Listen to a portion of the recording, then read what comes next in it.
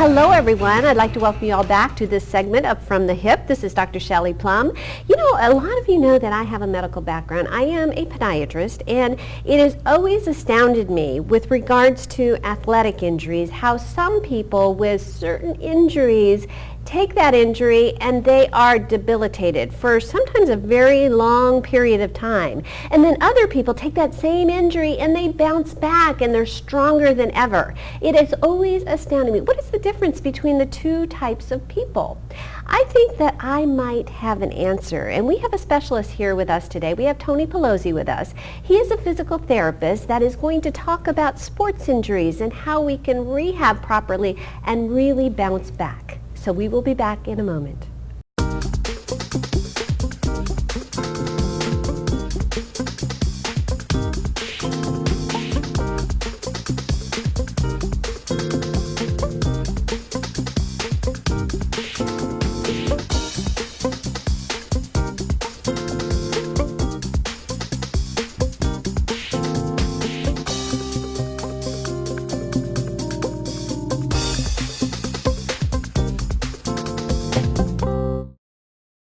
Well, hey everyone, we are back and we are here with Tony. How are you, Tony? I'm doing great, Shelley. Thanks for having me. Well, thanks for joining us. Okay, so I'm an athlete and I love running and I love doing different things, and as you know, I'm also a podiatrist. Yes. Sports injuries are something that I have incurred myself, but I've also treated. So you treat sports injuries on a regular basis, don't you? I do, yes? Quite often. Unfortunately, because in the state of Florida, given the seasonal weather, a lot of sports, a lot of weekend warriors, a lot of injuries. Yes. Okay, weekend warriors. That's a term that maybe some of our viewers out there don't know. And I know what that means. Can you explain to viewers what that means? Well, I think the best explanation I can offer for that is there are people who are specifically for their careers performing sporting activities on a regular basis, whereas we have some who are working during the week and maybe they take on sports during the weekend as part of a recreational and leisure activity like tennis or golf. And oftentimes, for those reasons, injuries are probably happening at a greater rate because maybe they're not in the conditioning that they should be while performing. And that actually brings up a really great point, is sports injuries a lot of times don't have to happen, do they? They can be prevented. Yes, they can. As a physical therapist, talking about sports injuries, how can we prevent them? What are some steps we can take to prevent sports injuries? Having ideal flexibility, mobility, strength of joints and all joints that are related to the activity that you're performing is crucial. Oftentimes when we don't have pain, we don't address or think we have an issue. So we think we're fine, ready to go. We don't do much stretching. Stretching is such a bad thing for most people. They're just not doing that at the regular intervals that they should. So if someone has lack of flexibility, maybe they don't have ample strength. They may have some issues that developed prior, and injuries occur as a result. And stretching, and I know that there is a correct way to stretch and there's an incorrect way to stretch. And I can only imagine, how many people do you see come in with a sports injury that have been stretching but just the wrong way? It's amazing how often we see patients come in and describe to me and demonstrate to me, well, here's the stretching that I've been doing. Right. And aside from shaking my head watching them doing it, I'm actually and quickly instructing them on the proper way to stretch, because stretching, while it's beneficial, if it's done the wrong way, it can actually cause more harm. Is that right? Yes. Okay. Can you give an example maybe of that? For instance, if a tennis player is going to stretch their calf muscles. Yes. Okay, a muscle that's very much involved in playing tennis. If they're stretching whereas their body positioning is incorrect, or they're stretching the muscle to a level where they actually are feeling pain, those instances can create injury to the muscle, to the tendons, and actually abnormal stress on other joints that should not be involved in the stretch, right. And therefore injuries are the result. I understand.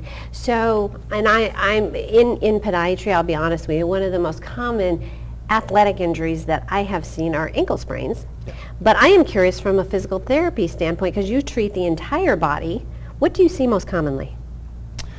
In physical therapy, as far as sports-related injuries? Yes.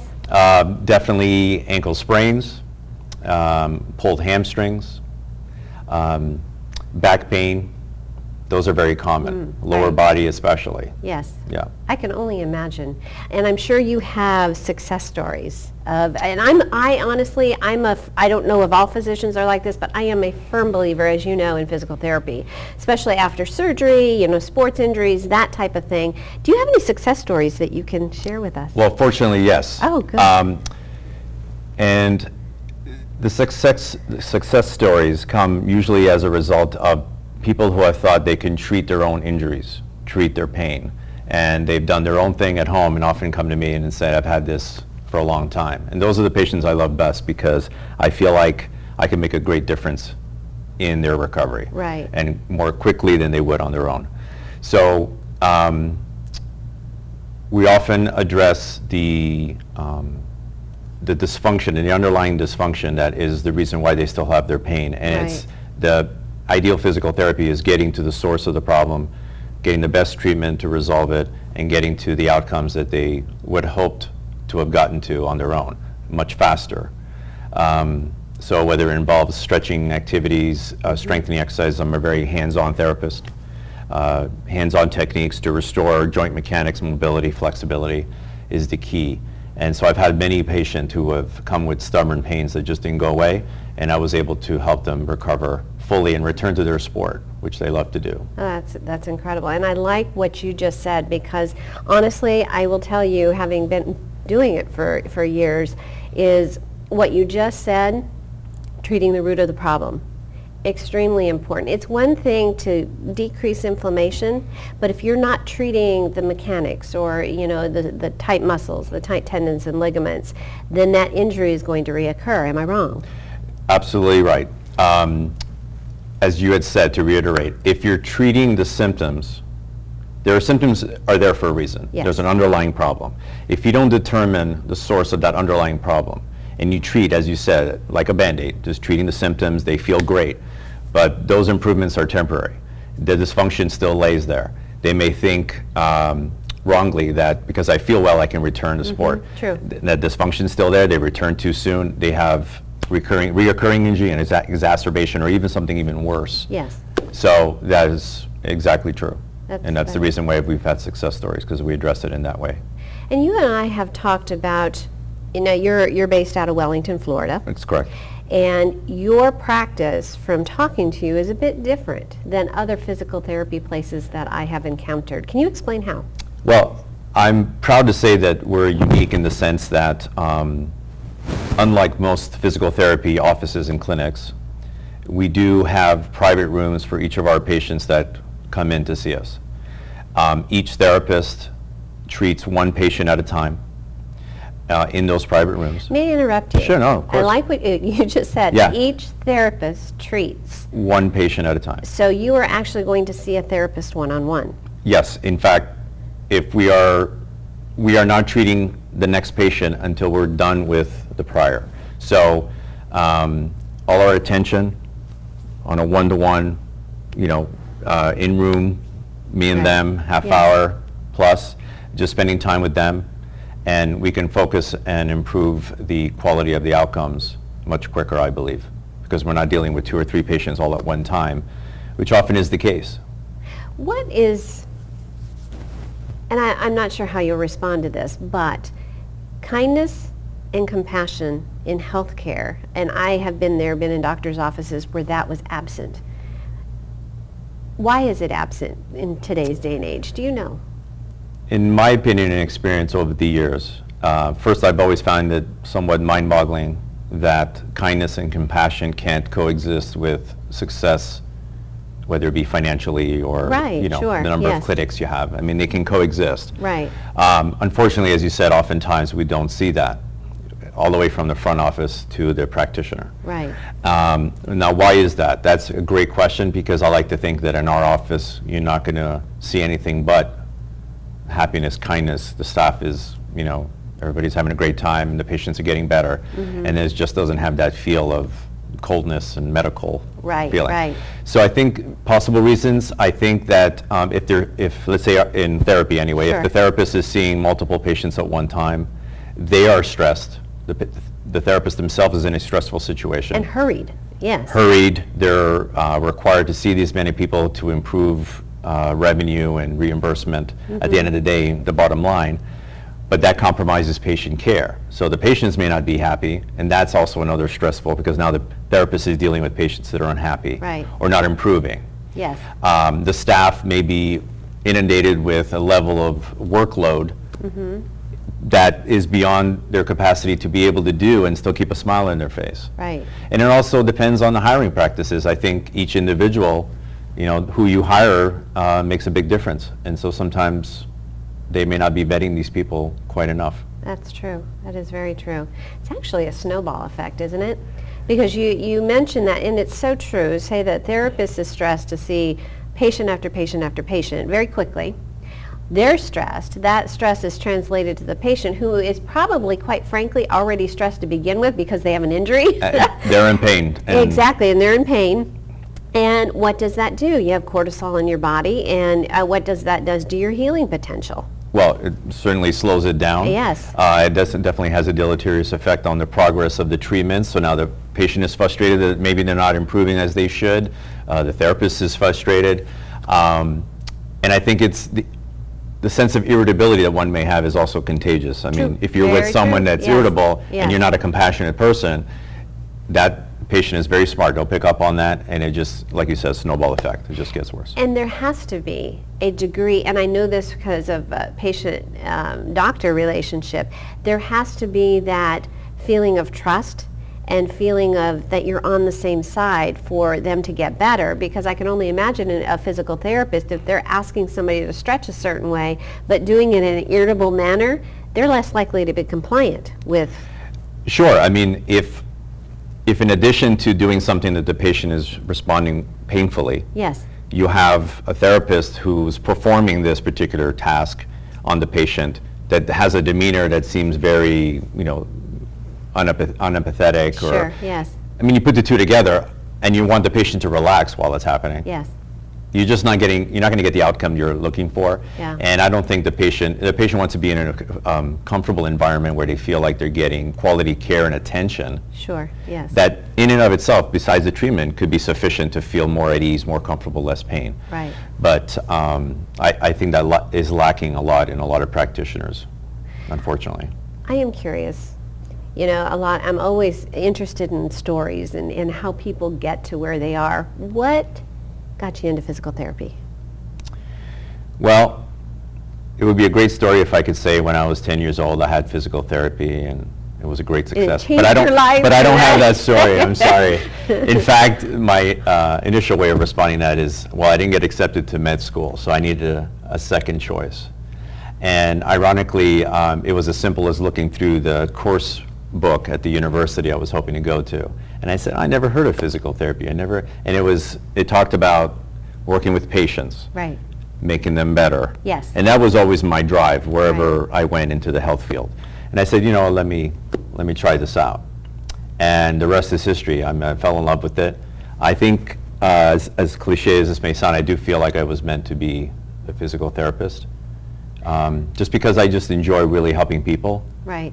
I mean, if there was a way to live on just making people get better and happy and being rewarded that way, then I could. Right. So it's a very fulfilling profession for me. I love that. And that's what patients are really looking for, too. Well, I believe they sense that. I get the Yes. feedback from it. I mean, I always tell doctors who I'm hoping will eventually refer to me, I said, I can sit here and tell you, like the other 9 therapists, that I'm the greatest. But the only way to know is to send them to me and have them give them feedback and say, what was your experience like? Right. And I always tell them, I said, send me the most difficult, send me the most challenging. Just because I think I'm able to make a difference that at least if they're not all the way better, they can be much better than they are. Right, absolutely. Absolutely.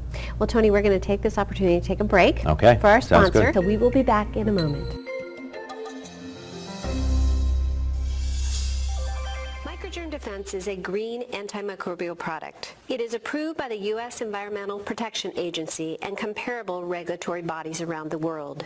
It wipes out 99.99% of harmful germs and viruses with its non-stop active protection. The process for application is easy, fast, and safe. For more information, email info@microgermdefense.com or call 1-855-282-3338.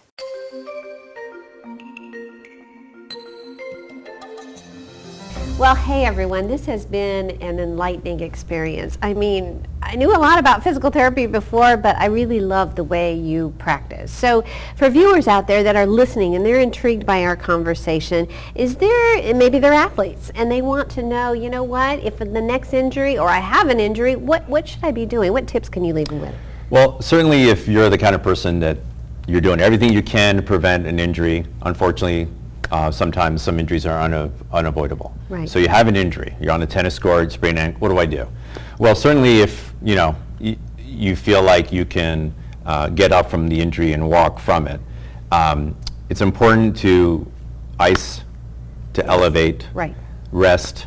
Depending on the severity of the injury and whether or not you feel severely unable to function, then it may be severe enough that you go to emergency room or walk-in clinic if you can't get to your own physician to get the necessary images and things like that, just to rule out any major injuries that require either bracing, surgery, things like that. Right. So let's just assume it's something more minor, you're kind of managing yourself, definitely icing it.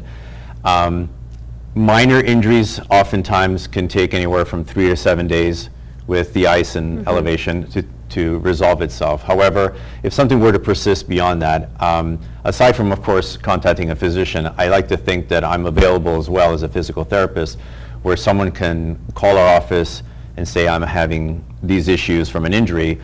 They can come in and I can do a comprehensive evaluation and determine, first of all, is therapy right for them now? Right. If not, here's who you should see, and I can recommend either a specialist or maybe back to the ER. Or if it's something that I believe that I can address safely right now, I can begin treating them.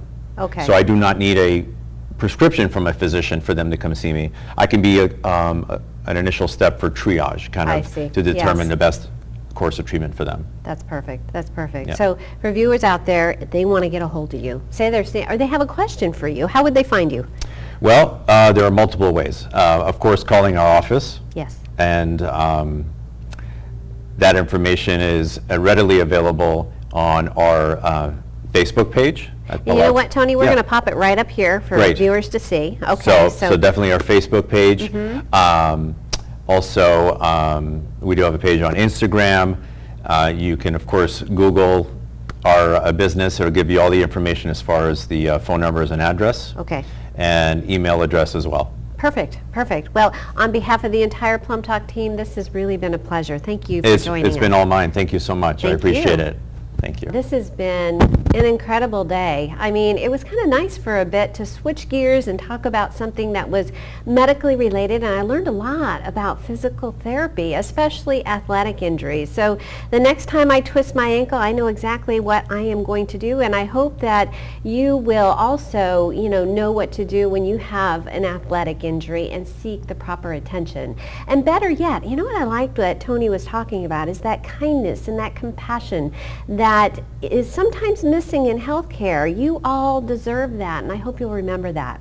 So this is Dr. Shelley Plumb. This has been another segment of From the Hip. Until next time, we'll see you soon.